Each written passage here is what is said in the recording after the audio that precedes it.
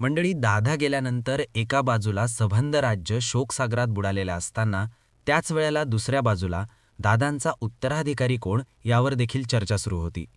दादांच्या जाण्यानंतर राज्यातल्या अस्थिर वातावरणाचा कुणी फायदा घेऊ नये या अनुषंगाने सुनेत्रा पवार यांना तडकाफडकी उपमुख्यमंत्रीपदाची शपथ देण्यात आली. त्यानंतर विलिनीकरण आणि राष्ट्रीय अध्यक्षपदाच्या चर्चा सुरू झाल्या. विलिनीकरण व्हावं अशी दादांचीच इच्छा होती असं शरद पवारांच्या राष्ट्रवादीकडून वेळोवेळी सांगण्यात आलं.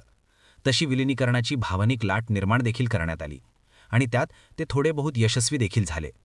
पण पटेल आणि तटकरे यांनी पवारांच्या या डावाला छेद देत विलिनीकरणाच्या चर्चा थांबवण्यात बऱ्यापैकी यश मिळवलं. आता राहिला होता प्रश्न राष्ट्रीय अध्यक्षपदाचा. विलिनीकरणाच्या मुद्द्यावरून पटेल तटकरे विलनच्या भूमिकेत गेल्यानं राष्ट्रीय अध्यक्षपदावर कोणाची वळणी लागणार याकडे सबंध महाराष्ट्राचं लक्ष लागून होतं. त्या दृष्टीने पटेल तटकऱ्यांचे प्रयत्न देखील दिसून आले होते. पण काल अखेर देवगिरी बंगल्यावर झालेल्या राष्ट्रवादीच्या प्रमुख आमदारांच्या बैठकीत सुनेत्रा पवार यांच्याच नावावर शिक्कामोर्तब झाल्याचं सूत्रांकडून आलेल्या माहितीनुसार समजतंय. येत्या 26 तारखेला याची घोषणा होणार असल्याचं देखील कळतंय. पण सुनेत्रा पवार राष्ट्रीय अध्यक्ष व्हाव्यात ही पवारांचीच इच्छा असल्याचं राजकीय जाणकार सांगतायत. पण मग असं नेमकं का म्हणलं जातंय? यामागची नेमकी कारणं काय आहेत? हे सगळं जाणून घेऊयात या. तर बघा मंडळी, माध्यम सूत्रांकडून मिळालेल्या माहितीनुसार काल देवगिरी बंगल्यावर राष्ट्रवादीची महत्त्वाची बैठक पार पडली. या बैठकीमध्ये राष्ट्रवादीच्या नव्या राष्ट्रीय अध्यक्ष म्हणून सुनेत्रा पवार यांच्या नावावर शिक्कामोर्तब करण्यात आला. राष्ट्रवादीचे राष्ट्रीय कार्याध्यक्ष प्रफुल्ल पटेल यांनी सुनेत्रा पवार यांच्या नावाची घोषणा केली. सुनेत्रा पवार यांच्या नावाची घोषणा होताच या बैठकीला उपस्थित असलेल्या सर्व आमदारांनी हात उंचावून सुनेत्रा पवार यांच्या निवडीला समर्थन दिलं.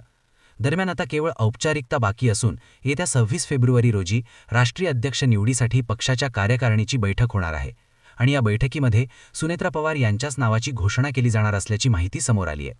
मंडळी, अजित पवार यांचं अपघाती निधन झालं त्यानंतर सुनेत्रा पवार यांनी उपमुख्यमंत्रीपदाची शपथ घेतली.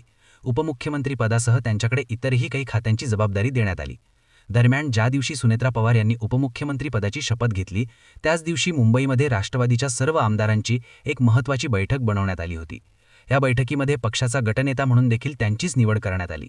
तसेच राष्ट्रवादी संदर्भात निर्णय घेण्याचे सर्व अधिकार देखील त्यांना देण्यात आले. त्यानंतर आता त्यांची राष्ट्रीय अध्यक्ष म्हणून निवड करण्यात येणार आहे आणि येत्या 26 तारखेला या संदर्भात घोषणा होणार आहे असं माध्यमांमध्ये आलेल्या बातम्यांमधून समजतंय. राष्ट्रवादीच्या सर्वच नेत्यांचा, पदाधिकाऱ्यांचा सुनेत्रा पवार यांच्या नावाला आजच पाठिंबा असल्यानं आता केवळ सुनेत्रा पवार यांच्या नावाची घोषणा होण्याची औपचारिकता बाकी आहे. त्यामुळे एकदा राष्ट्रवादी काँग्रेसचा राष्ट्रीय अध्यक्षाची निवड झाली की त्यानंतर दोन्ही राष्ट्रवादी काँग्रेसच्या विलिनीकरणाच्या घडामोडींना देखील वेग येणार आणि दरम्यान दोन्ही राष्ट्रवादीच्या विलिनीकरणाला शरद पवारांच्या गटाचा फुल सपोर्ट असला तरी अजित पवारांचे सहकारी असलेल्या नेत्यांना मात्र हे विलिनीकरण नको असल्याचा त्यांचा सूर आहे. त्यामुळे अशा प्रकारच्या कुठल्याही चर्चा सुरू नव्हत्या आणि त्याचा आम्ही भाग नव्हतो अशा पद्धतीचं विधान सध्या सत्तेत असलेल्या राष्ट्रवादी काँग्रेसच्या नेत्यांकडून ऐकायला मिळतंय. त्यामुळे एकदा सुनेत्रा पवार यांच्या अध्यक्षपदी निवडीनंतर जर विलिनीकरणाची खरोखरच पावलं उचलली गेली तर राज्याच्या राजकारणात मोठी उलथापालथ सुद्धा पाहायला मिळू शकते असा एक डाव शरद पवारांनी राखून ठेवलाय असं देखील बोललं जातंय. आता सुनेत्रा पवार यांच्या राष्ट्रीय अध्यक्षपदाच्या निवडीमागे शरद पवारांचाच हात असण्यामागची कारणं शोधायची असतील तर सगळ्यात पहिल्यांदा तर आपल्याला शरद पवारांच्या राजकारणाच्या एकूण पॅटर्नचा अभ्यास करावा लागेल. मंडळी, शरद पवारांच्या राजकारणाचा एकूण धांडोळा जर आपण घेतला तर आपल्याला असं लक्षात येतं की शरद पवार हे सगळ्यात पहिलं तर सत्तेत किंवा सत्तेसोबत राहणं पसंत करतात. मग ते बंडखोरीच्या मार्गाने असेल किंवा तडजोडीच्या मार्गाने.